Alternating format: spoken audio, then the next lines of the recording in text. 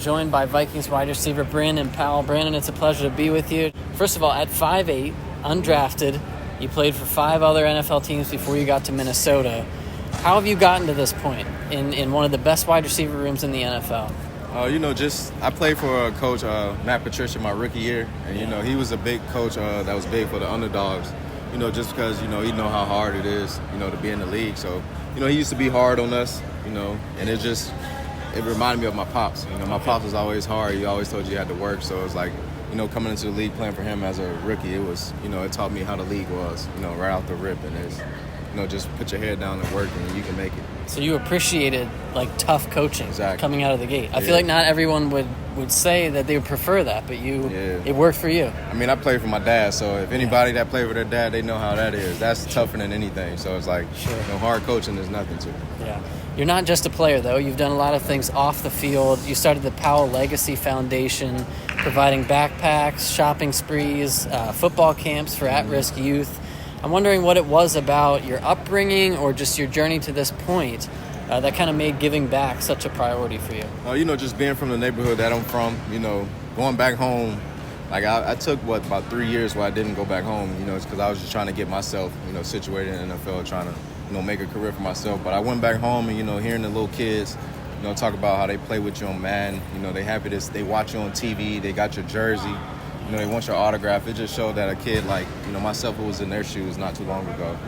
It's just like, man, I want to help them, get them the confidence, a boost to, make it, to where I'm at one day. And that's why I'd like to give back to the kids. Are there any, in these events that you've done, whether it's shopping sprees, whatever, are there any specific stories or things that kids or families have shared with you that have kind of stuck with you? It's just, every family, just saying that they watch you on TV. They don't miss a game, You got little kids, they message you on Instagram. I don't really pay too much attention to it, but, they come in and show you, they message you, years ago, saying they watched you since college. And it's just like, man, that's the stuff that stick with me. It's like you motivating kids, you don't even know it. So it's like, that's why I want to give back to those kids. Yeah, you're from Deerfield Beach, Florida. Very different climate than Minnesota. What's your favorite part of being in Minnesota, and have you adopted any Midwestern traditions, sayings, anything like that since you've been here? Nah, I haven't adopted because I don't leave the house pretty much, but it's like, I like the Midwest because it's quiet. It's a lot different from South Florida, whereas you hear horns honking all day, you hear police sirens. Out here you don't really hear anything. So, cold weather, you might hear some birds. But it's a lot of nature out here, and that's what I like. I kind of adopted that, being out in nature. So I thought you were going to say you didn't leave the house because of the wet, it's too cold. I don't leave the house anyway, so it's perfect for me out here. Okay, so you're not basking in the fame and the fortune of that's not your style. Yeah, I like to, like I say, my dad, he was my coach when I was younger, and it was always, go home, study, do your homework, go home and work out. And it's like that's kind of what I do now. It's just, I'm used to staying home. On the field, you're working with Jordan Addison, Justin Jefferson every day. In your eyes, where does this wide receiver group stack up in the NFL, and why? It's one of the best I played with. I played with Julio Jones, Calvin Ridley, Odell Beckham, Cooper Kupp, Golden Tate, Marvin Jones. Yeah. I was with a bunch of good receivers, but these guys, they work hard, man. They're young guys that's hungry.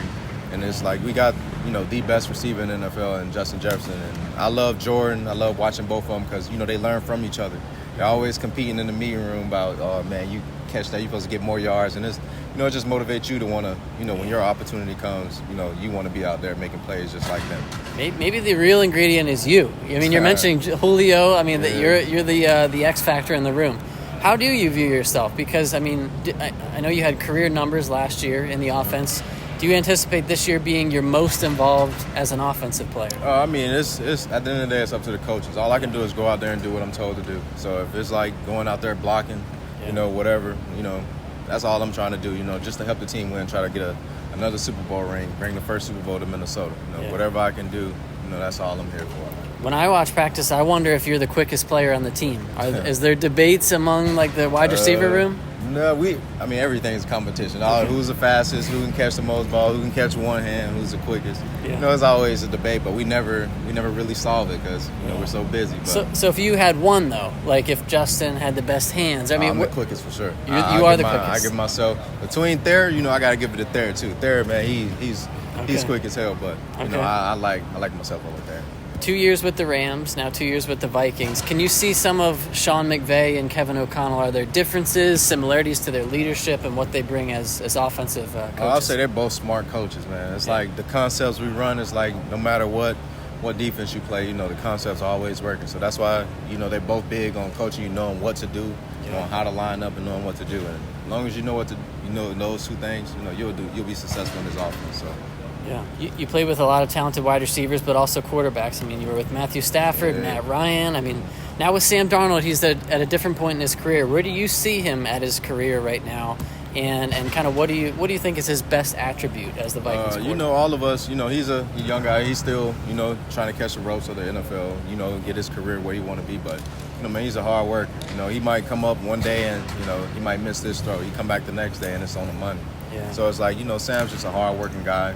He can sling the ball. Yeah. You better get that head turned around because the ball is coming. But, he's a great quarterback, man. He works hard. And he's always ready to work. So he's a great one. Just a couple more for you. You chose to come back to Minnesota. I mean, you've been on a Super Bowl champion team. What are your expectations for the Vikings this year? Because everyone's talking about the Bears, the Packers, the Lions. I mean, you must know about that in this locker room. I mean, we don't – here in the locker room, we don't really, pay attention to that. So it's like – everybody's going to write us off. Every team I've been on, we've been written off. When I was in L.A., we won the Super Bowl. They thought the 49ers was going to win.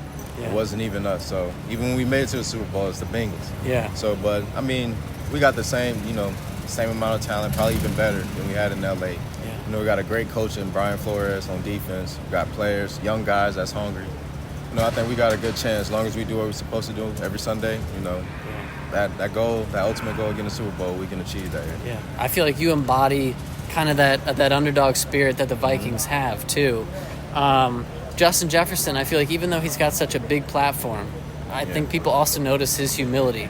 What have you learned about him? What's something that most people might not know about him? I mean, he's got this superstar platform, but he's also like your friend, I assume. Man, he's a humble guy, cool guy, man. He jokes a lot. People.